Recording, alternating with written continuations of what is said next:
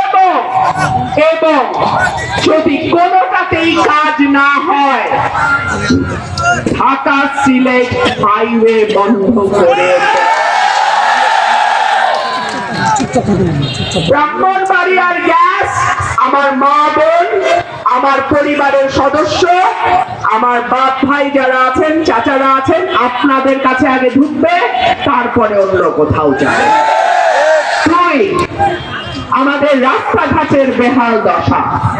তারপরেও সত্য কথা বলতে হয়, ভুদুন্তি চান্দুরার অবস্থা সরাইলের অন্য ইউনিয়নের চেয়ে তাও কিছুটা ভালো।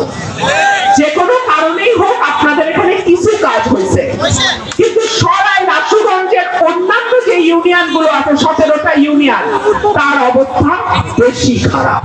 কিন্তু যেটাই হোক না কেন, এলাকার উন্নয়ন সমানভাবে রাস্তাঘাট, ব্রিজ, কালভার্ট সহ আমাদের অবকাঠামোর যে উন্নয়ন, রাস্তাঘাটের যে উন্নয়ন, ইনশাআল্লাহ আমার স্বপ্ন হলো সরাইল আশুগঞ্জকে বাংলাদেশে মডেল উপজেলা করে তৈরি করা।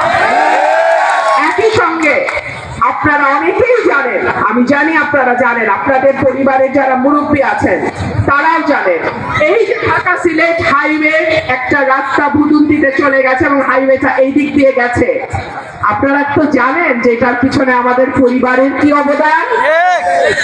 আমার পরিবারের ঘনিষ্ঠ আত্মীয় নুরুল আমিন সাহেব, যিনি পাকিস্তান গভর্নমেন্টের মুখ্যমন্ত্রী ছিলেন, তিনি মুখ্যমন্ত্রী থাকার সময় আমাদের এই রাস্তাটা আমাদের গ্রামের এখান দিয়ে হয়েছে, ঢাকা সিলেট হাইওয়েটা হয়েছে।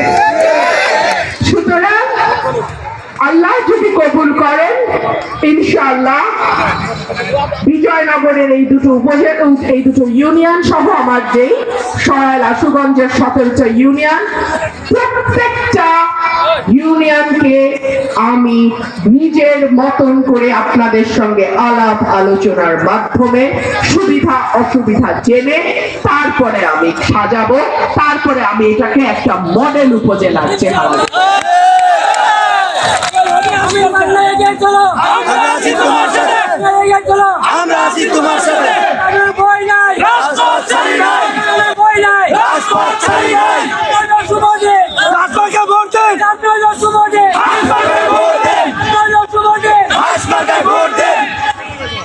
আমাদের সরাইল আশুগঞ্জ এবং বিশেষ করে ভুদুন্তি চান্দুরা অত্যন্ত বর্ধিষ্ণু এলাকা। এখানে শিক্ষিত মানুষের হার অনেক বেশি, বিশেষ করে শিক্ষিত মধ্যবিত্ত যেই সমাজটা, এই সমাজের মানুষ এখানে অনেক বেশি। এবং আমাদের পরপরই সিলেট, অর্থাৎ এই রাস্তাটা অত্যন্ত গুরুত্বপূর্ণ। কিন্তু আপনারা দেখেছেন, মানে 5ই অগস্টের পর যখন কাজ বন্ধ হয়ে গেল, তখন এই রাস্তাটাই হাইওয়েটার অবস্থা বেহাল অবস্থা, এবং এখন পর্যন্ত এইটাকে ঠিক করা যায় নাই। কাজের যে অগ্রগতি সেটা অত্যন্ত ধীর। ইনশাআল্লাহ আল্লাহ যদি সব নির্বাচনটা ভালোই হয়, পার করে এমপি যদি হই, এই এলাকা বিশেষ করে এই মহাসড়কটা আমি নতুন করে সংস্কার করে এমন ভাবে করব যেটা আমি খুলনায় যেতে গিয়ে দেখেছি, আমি বরিশালে যখন গেছি তখন দেখেছি কি চমৎকার হাইওয়ে। আমাদের ঢাকা সিলেট হাইওয়ে হবে সেই রকম চমৎকার আন্তর্জাতিক মানের। আমাদের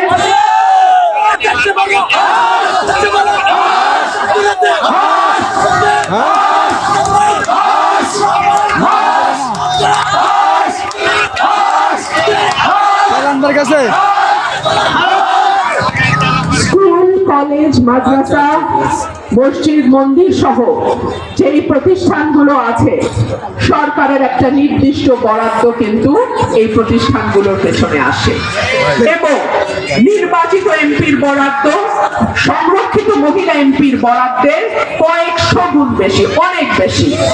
তো আল্লাহ যদি এবার আমাকে নির্বাচিত এমপি করে, আমি এই প্রতিষ্ঠানগুলোর উন্নয়ন কল্পে যা যা করা দরকার আমি সেগুলো পদক্ষেপ নেব।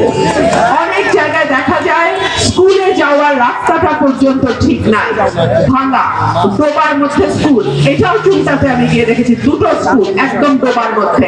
ওই ছোট্ট ডোবা, ময়লা পানি, সেটা পার হয়ে স্কুলের ভিতর যেতে হয়।